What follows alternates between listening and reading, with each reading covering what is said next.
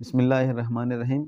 FIR कराते वक़्त जो एहतियात बरतनी चाहिए, उसमें एक एहतियात बहुत लाज़िम है।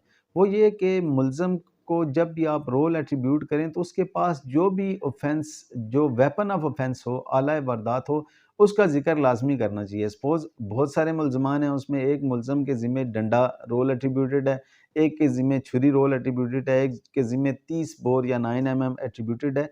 तो जो भी 12 बोर या रिपीटर एट्रीब्यूटेड है, इवन क्लाशनकोफ एट्रीब्यूटेड है उसको, तो उसको स्पेसिफिक बताना चाहिए कि अगर बहुत सारे मुल्ज़मान हैं तो किसके पास क्या वेपन ऑफ ऑफेंस था। उसकी रीज़न ये होती है कि जब मेडिकल होता है तो मेडिकल में जब वहाँ से एक तो खोल बरामद होते हैं, खोल में पता चलता है कि 30 बोर का खोल बरामद हुआ है, 9 एमएम का खोल बरामद हुआ है, रिपीटर 12 बोर का खोल था या क्लाशनकोफ का खोल था।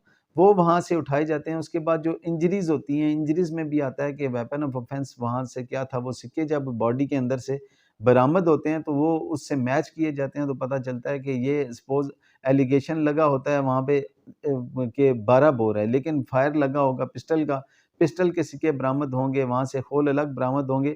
तो इस तरह अच्छे भले डे लाइट ऑकरेंस में जहाँ चश्मदीद विटनेसेस भी होते हैं, वहाँ सिर्फ़ ये रिकवरी जो होती है और ये specific weapon of offence kind of offence का स्पेसिफिक ना करना डाउट क्रिएट कर देता है और उस डाउट क्रिएट करने की वजह से ही एक्विटल हो जाता है और ब्लेम सारा फिर ये आता है जी कि शायद अदालतें इंसाफ मुहैया नहीं कर पा रही। तो अदालतों ने तो हमारी जैसे कि आपको मालूम है, हमारी कोर्ट ऑफ लॉ है, कोर्ट ऑफ जस्टिस नहीं है। जो फाइल में मिसल में कोई चीज़ मौजूद है, उसके मुताबिक ही उसी मटेरियल के मुताबिक सज़ा दी जाती है। तो इसमें 2022 एससीएमआर 547 में ऑनरेबल सुप्रीम कोर्ट ने ये सिर्फ़ इस वजह से बरी कर दिया कि वहाँ स्पेसिफ़िकेशन ऑफ ऑफ़ेंस नहीं वेपन ऑफ ऑफ़ेंस नहीं थी।